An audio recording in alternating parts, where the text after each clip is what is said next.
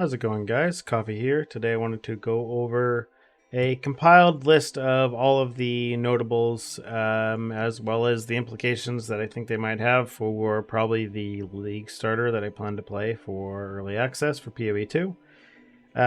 First things first, this data did come from dreamcore.gg. All the screen caps I got came from a list of videos that he has on his channel. I'll leave them in the spreadsheet here that will be in the comments.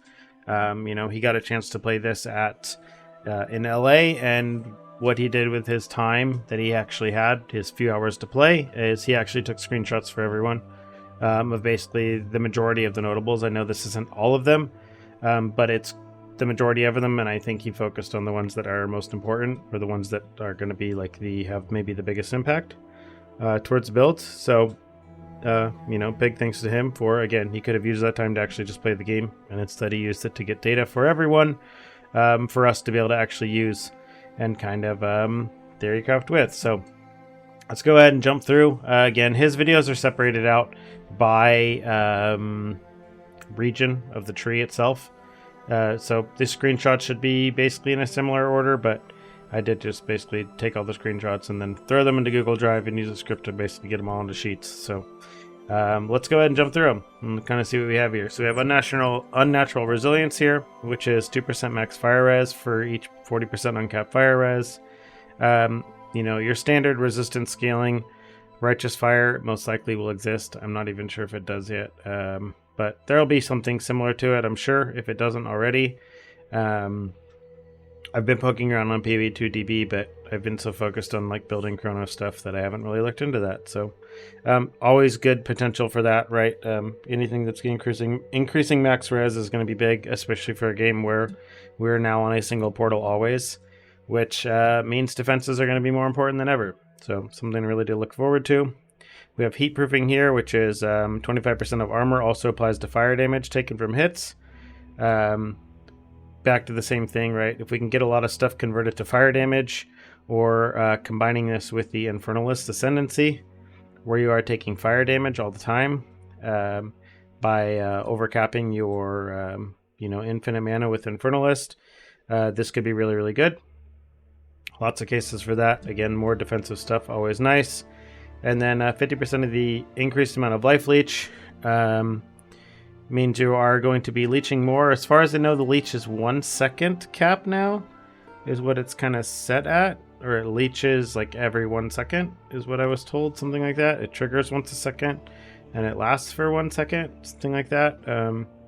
I heard about it somewhere. I know it's significantly different, but larger leeches might be nice. I think if you obviously find a way to get your leech to be instant, then it removes the downside of this, so that's always going to be really, really nice. So I guess if you use this with Volpact, it should just be larger leeches that are every leech that you do while with VP should just be bigger. So this would be something you'd want to get with that. And then Voracious, again, goes back to the whole thing with getting this leech to be instant. Always nice. We have Jagged Ground here, which makes your enemies take more damage on this. I think Jagged Ground comes from slams, if I recall. So this would be kind of a staple for all slam builds, because 10% more damage, right? And then same thing here, 20% more damage against heavy stun enemies with maces. I'm not sure what heavy stun is. I wonder if this is the full armor break. Like, I've watched some of the videos, you'll see like a stacking bar that goes off that is actually reducing the it has like increasing bar until you basically like stagger and like fully break an enemy. So similar to like a Souls game, things like that. So that may be good. It seems like it might be in a little niche. It depends how easy it is to actually heavily stun things with maces, right? And then we have Made to Last here, which is 0.5% of physical damage prevented from hits in the past 10 seconds is regenerated as life per second. So this can stack up to be a lot of life still, right? So it's going to probably end up being about, if it's per 10 seconds, it would end up being, that could end up being a decent amount of recovery. I mean, it's just a little bit of that damage back, but if you're taking a lot, I guess it depends how much physical damage you're preventing, right? If you have really high armor, you're preventing a lot of damage. If you're preventing 75% of the damage all the time, then you're just getting a decent like chunk of that. good solid recovery always, so I think that one will end up being good. We have Unbending here, which is just some stun threshold and some life on the tree. This levitation one is a Keystone. It's snuck in here, but this one seems like it's honestly going to be really, really good. Is this even a... Is this actually a Keystone? It's not a Keystone, actually. Never mind. Yeah, this seems like it's going to be like a staple for anyone on this part of the tree. I believe this is in like the strength dex area. So unaffected by enemy ground effects for 1 second after stepping on them. Basically just gives you that extra little buffer for basically running through ground effects, or gives you an extra, again, you get that extra 1 second to react to them, so you don't have to react as quickly to some of those really potent degens. So that's good to know. We have Polymathy, just increased attributes. Attribute scaling will probably end up being really strong as usual. Looks like this was at the bottom of the tree if I recall. And this is going to be, you know, come in handy quite a bit. Then we have the Grenadier tree here, or this Grenadier node for grenade skills that +1 cooldown use, and cluster bombs where grenade skills fire additional proj. These will basically be mandatory if you're playing grenade skills, of course. Same thing with the grenades have a 20% chance to activate a second time. Like, these are all just more damage multipliers, right? So those are going to be really, really important. Highly recommended. Same goes with this quick change act if you are using a build where you are going to be swapping weapons frequently. From what I'm told, like it's less than 1 second is the actual duration of weapon swaps now, but obviously that adds up to quite a bit of delay. So 50% increased speed on that will feel a lot nicer, right? It'll basically feel like there's no delay at all. So that's really nice. There's a few of these cooldown recovery rate nodes here on the tree. I'm curious if the small nodes leading into them are also CDR. Because if it is, then it seems like you can actually get quite a bit of CDR on the tree then. So that'll be really nice here with Distracting Presence and multitasking. Distracting Presence being the same as the action speed one from Trickster basically right now, right? Where it lowers their action speed. Pretty much similar hitting here with the cooldown recovery rate. Then we have Lay Siege, which is increased damage per chance to block. For people who are, you can use this with glancing blows to quickly get your 75%. I wonder if this is going to be 75% for spell block and 75% for attack block as well. So that'll be really, really nice if it is. Either way, should be really, really good. We got Fast Metabolism here, which is Life Leech and effects are not removed when owner's life to life is filled. Again, I don't know how good this is going to be because from what I've heard, leeches only last about 1 second now anyways. So it's not like you have really long leeches that are going to be overcapping the, that are going to be sitting on you for a long time. So I think you're going to be kind of fine with that. Not really needing to lean into this. Next thing here, we have Cull the Hordes, which does increase the critical culling strike threshold.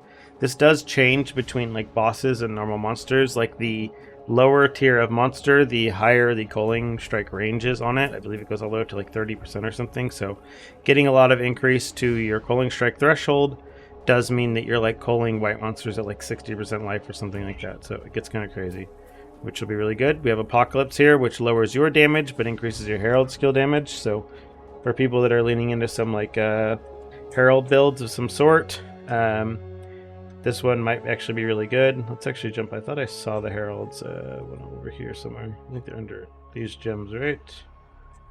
They are considered spirit gems. We have Herald of Thunder, Ash, Ice. I don't see Herald of... We don't see the Herald pet here, but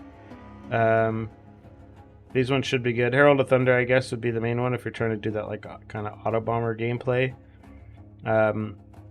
Might be kind of good. I don't know. Might be something you kind of need a unique in order to lean into it, right? Without there being the Herald minion. So we'll have to see for that one. We have Spectral Ward here, which is max ES per evasion rating on body armor, and then max energy rating per max 1 ES. So a lot of the Trickster stuff is just basically made its way over to the tree. Then we have quarterstaff skills that consume power charges, count as consuming additional power charge. There's probably some staff skills that interact and have effects based off of how many power charges you've consumed recently. So this should just be a damage multiplier for stuff like that. This Energize one for anyone playing any of the cast on X builds with Energize should be really good. So I'm looking forward to this. I presume a lot of people are going to basically want to be to this part of the tree, just because it's going to be really nice. I believe this is in the int dex area, like where Trickster kind of is in PoE 1 right now. We have spaghettification, which a bunch of prime numbers here, but increased movement speed, increased chaos damage, lowers your chaos res at the cost of this, but you get 7% increased attributes and lower light radius as well. So if you're a chaos build, right, this is going to be good, or if you're just stacking attributes, it's still going to probably be worth it to give up the chaos res. Obviously, it depends how many points it takes to get here, but something you might use. Wild Storm, 15% more max lightning damage is really big. Should be really good on a lot of lightning builds, which looks like they're pushing really hard into Mind Over Matter right now, especially with the new Eldritch battery as well, which just converts all of your energy shield into mana. And we'll see here when we get here in a little bit on the tree, there's a lot of points for a lot of energy shield. So I'm expecting a lot of EB Mom to be around because it seems like it's being pushed really, really hard, which is kind of cool. We have Resonance here, which is gain power charges instead of Frenzy charges instead of Endurance, and Endurance charges instead of Power. I'm not sure the use cases for this yet, just because it seems like the power charge or the charges don't actually do anything right now. They're just used for activating other skills. So we'll have to go into this as we start to theorycraft some builds. I think the first plan is the theorycraft to build on Chronomancer tomorrow. Just from the stuff I've been seeing for it, I think there might be some cool implications. We just really need to get Atlas or the Ascendancy nodes though, but seems like you could probably do some cool stuff with that. We have Dark Entries here, +1 level to all chaos skills. We have seen one of these for +1 cold. There's going to be one for +1 lightning, +1 fire as well. I'm not sure if there's going to be one for +1 fizz yet, but we're going to have to see. So then we have Inner Faith, which again, one of these big increased maximum energy shield nodes. Reduce effect of curses on you and some increased evasion as well. Then we have this Slippery Ice, which reduces effect of chill on you and makes you unaffected by chill during a dodge roll. We have this Escalating Toxins, which increases poison duration for each poison that you've inflicted recently. Then we have Building Toxins, which reduces your poison duration but allows you to poison enemies an additional time. So I presume based off of this and the amount of downside that you get for it, the starting base number of poisons is going to be 1. Similar, so it's going to change how poison works fundamentally, but what it does mean is that it's probably going to mean that poisons will be stronger individually. So it'll be interesting to play and see how many poisons you can actually get up to. So it's basically just in line with Ignite, with it being starting at 1 max. Then we have 60% increased stun threshold each time you've been stunned recently. This just seems like a really bad, basically Pantheon, where instead of just being like completely immune to stun if you've been stunned recently, this one isn't quite that. But we have Manifold Method here, which is increased amount of mana leached, increased chance to afflict ailments. The mana leached is, you know, it's kind of good, I guess, in a nutshell right now, but if you look at the mana leech skill gem, it actually only affects physical damage. So not sure. I believe most of the skills are converting damage to at least fire or lightning or cold.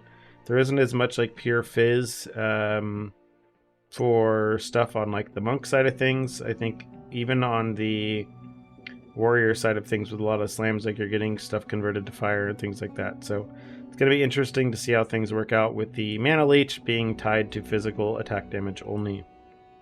We have Siphon here with this 2% mana on kill, just extra mana leech again. And then here's where we start getting into the mana nodes, which again, pushing Mind Over Matter really strong, or really well. We have this 18% increased max mana, increased cost of skills, and then some flat mana, more increased max mana. This is where the big points of the power are going to really come for between Archmage as well, as we have Pure Power here, which is increased lightning damage per 10 int. And then we have some increased spell damage per 100 max mana. And then, I put this in here twice. And then we have some other stuff here, Psychic Fragmentation, which is 24% chance for, again, spell skills to deal 2 additional projectiles here. Let's not put this in here twice. And then let's go this way, going upwards now. We got Catalysis here, which is 20% increased elemental damage with attack skills. And then converts some Fizz Take into Elemental, which is always good defensively. That's nice. We have low tolerance here, which is increased effect of poison against enemies that are not poisoned. With, again, it being a single poison that you're applying all the time, this might actually be pretty good, just because of the fact that you are getting into the point where, again, you are just hitting with one large poison right away instead of just trying to land a bunch of them. Then we have Oasis here, which I believe is a notable. Yeah, this shouldn't actually be included in here. This is a notable, so let's go ahead and remove that. Then we have Woodland Aspect here, which is charms applied to you have 10% increased effect. Yeah, so that is going to be something you probably want to lean into if you're at that part of the tree. Though they don't really do anything right now. I don't think there's any effect on any of the charms that they already showed. But it does mean there's most likely going to be some offensive charms potentially. You know, like when you look at your like Diamond Flask, Jade Flask, things like that. For those leaning into Dex stacking, we have Falcon Technique. And we have Falcon Dive here, which is increased attack speed for accuracy rating and for Dex. And then we have this one, increased attack damage and accuracy rating based on strength. Right, so this one could work with Falcon Dive as well. Kind of somewhere in the middle, which is good to know. And then we have our Unexpected Finesse here. Oh, I actually included quite a few of these things on accident here. Let's go ahead and get this fixed while we still can.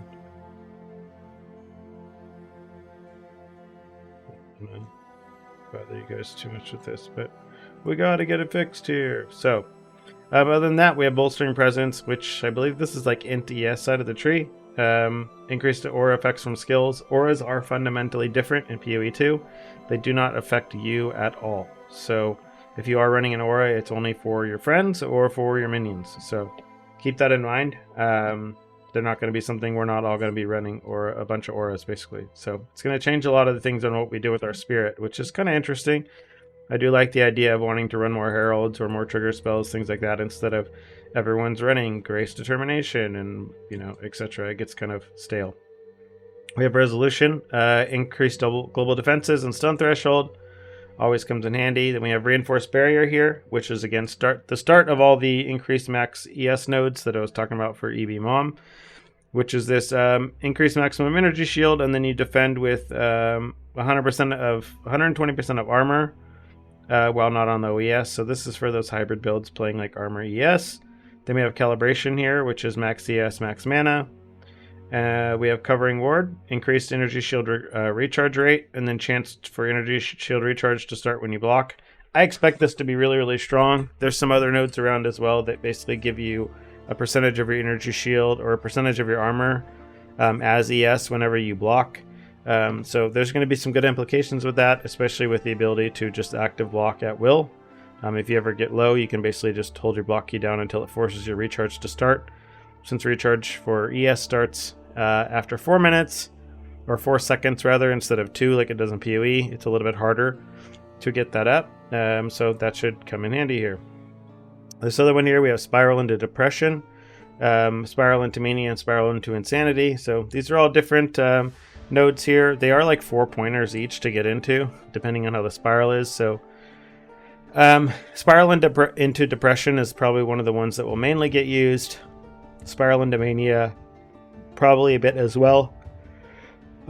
Spiral into Insanity probably seems like the weakest out of the three. Cast speed's a lot harder to get now. But just like the base damage and global defenses, I don't know how much of an implication that's going to have. We're just going to have to see. We have Supportive Ancestors here, a little bit of totem support. Though I'm not sure which of the keystones is around. I saw one keystone that it was for every 50 spirit, where totems take 50 spirit each in order to summon, and then I saw one where totems take 100 spirit each. So that's obviously going to be a big difference. I believe if you use scepters or something, you can get a decent amount of damage, but I believe your totems are using like slam skills based off of your stuff, which means you're going to have to use a weapon. So I don't think you can get away with getting the spirit from the scepters. So it's going to be interesting to see kind of how totems work, or if they are able to be any good. We'll have to see. We have Zealot's Oath, which makes your excess life recovery from regen is applied to ES, but it means your ES doesn't recharge.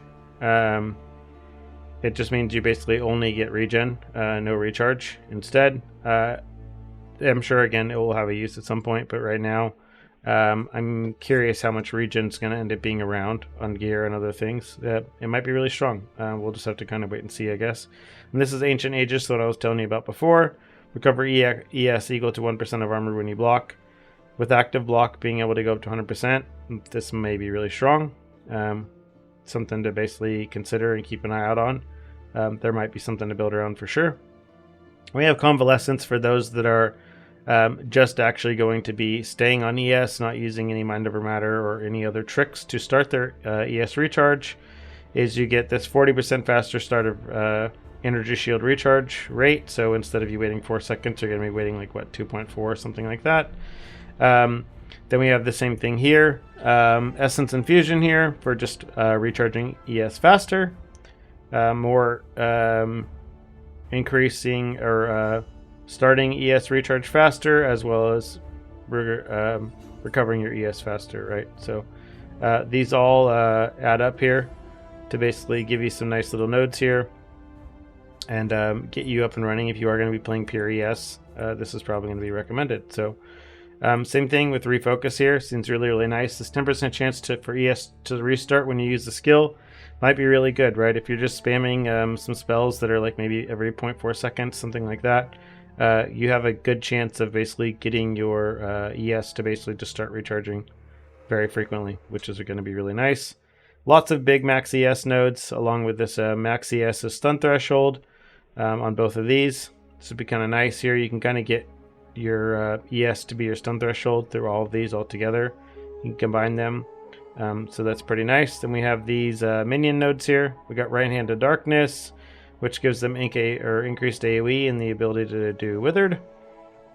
Then we have this Left-Handed Darkness, which is gives them a little bit more survivability, so they take less Fizz damage and extra Chaos Res. We have Lord of Horrors, which reduces the reservation for them. So it seems like you're getting like 200 something spirit if you're using like decent scepters on like each one. So you're at like 500 spirit. So you'll have quite a bit of minions. So getting a 12% reduced reservation for that should make a big difference. So you should be getting quite a few extra minions out of that. So that's going to be pretty big. We got Breath of Fire here, which damage penetrates 15% of fire res. Where this is at in the tree, there's one for lightning and for cold as well, and those are going to have dex and int on them as well.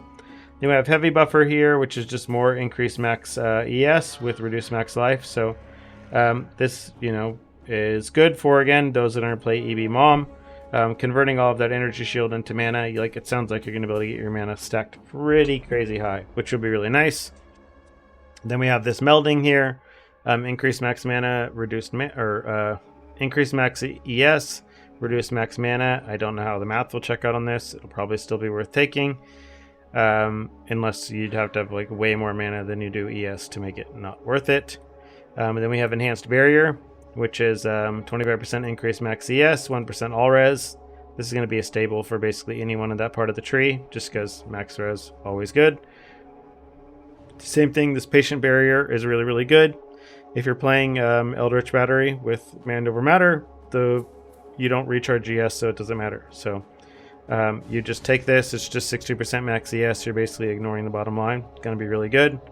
Then we have Climate Change here, which increases freeze buildup and gives you basically a little heat shiver, which will be good. 25% of cold damage is extra fire damage against frozen enemies. So I don't know if you watched Subtractum's video, but he had a video showcasing his character playing some freeze stuff, and he was getting some crazy damage by getting some really solid gear at the beginning of the game, right? Like he had one staff that he started off with at level 1 that he basically ended up using until like level 40 or something, and it was carrying his gameplay. Like he was killing bosses in just a few seconds. So it does go to show that a little bit of gear goes a really, really long way. So should be interesting. And then we have Ice Walls, which increases ice crystal life. I believe these are like side effects from different freezing skills or like Ice Wall, things like that. So we'll have to do a deep dive into Ice Walls after this. But yeah, the implications for a lot of this stuff are really cool.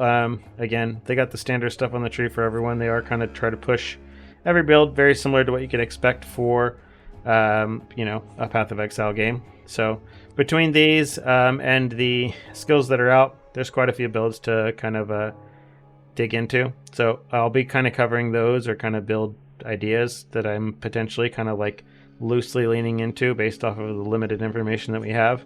Things that I want to try out. I mean, I'm going to end up trying out everything, but we'll see the order that it comes in. Yeah.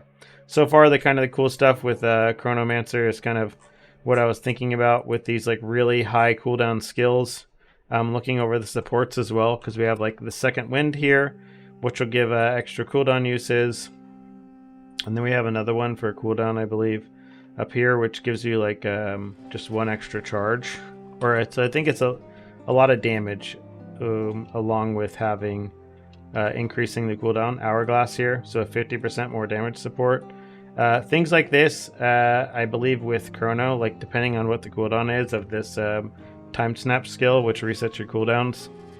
You know, if this is like a 20-second cooldown, we can probably do some cool stuff with it. If it's a 1-minute cooldown, maybe not, but we'll have to see. So yeah, if you have any questions, leave them in the comments down below, and other than that, see you in the next one.